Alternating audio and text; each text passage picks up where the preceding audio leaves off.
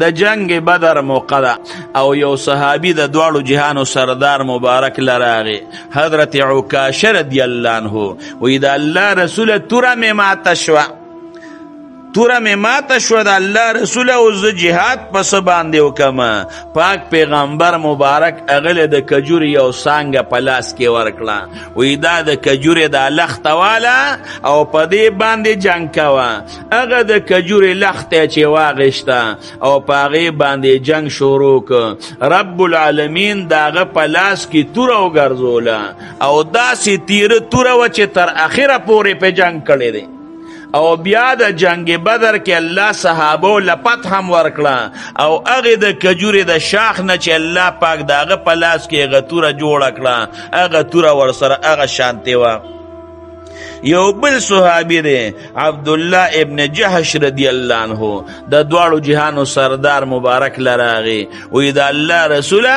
زما پلاس کی توره ضایع شو توره رانه ماته شو کافرانو سره خونیزی دی او توری دی غشي دی جهاد به پس کوم د دواړو جهانو سردار مبارک اغله د کجوري یو خاخ ورک دا واله دا به د توري کار کوي او چې څنګه اغله د کجوري هغه خاخ ورک او هغه پاغه باندې جنگ شروع ک رب العالمین داغه نه خطه زبردست توره جوړ کړه دوز د پاک پیغمبر مبارک بل معجزه یو بل صحابی دی غالبا داغه سلمہ رضی الله عنه نوم دی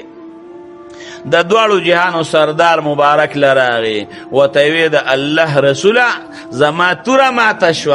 پاک پیغمبر مبارک غلم د کجوري سانګه ورکړه وی دا واله لخته ورکوي په دې باندې جهاد کوا هغه د کجوري غسانګه وغه لخته واغشته داغه پلاس کې رب العالمین داغه نه توره جوړ کړه هغه لګیا دی پاغه باندې جنگ کوي جنگ ختم شو او تر اخره پورې هغه شاخ د خاخونه بیا خاخونه شوی نه دي دا تر اخره پوری توره وي دوی وپات شویم دی او دا توری د دوی بیان دوی نه په میراث کې پاتې شویم دی دا زمونږ د خپل پاک پیغمبر مبارک هغه خشته معجزه د دواړو جهانو سردار مبارک یو دو صحابه کرام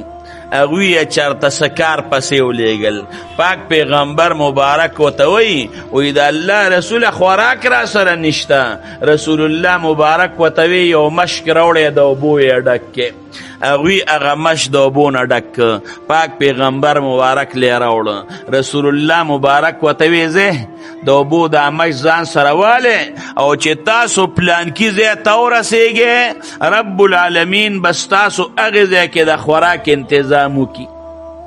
د اوبو مشکې ولا ورک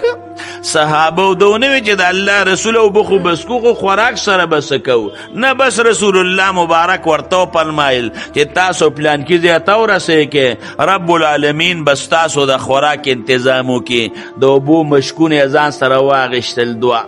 او د اوبو یې ډک کړل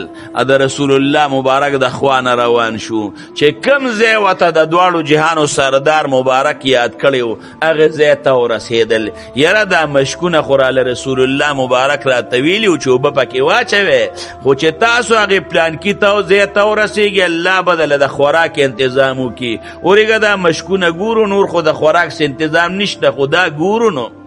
چې کله هغه مشکونه کولاو کړل مشکونه مزیدار د سوچوغ وړونو او د پیونو ډک شوي دي رب العالمین اوبه په پیو باندې بدلې کړې رب العالمین هغه اوبه په سوچوغ وړو باندې الله پاک بدلې کړي دي کېناستل ورته خوراک یې شروع کړ دا زمونږ د ښکلي پاک پیغمبر مبارک خشته معجزې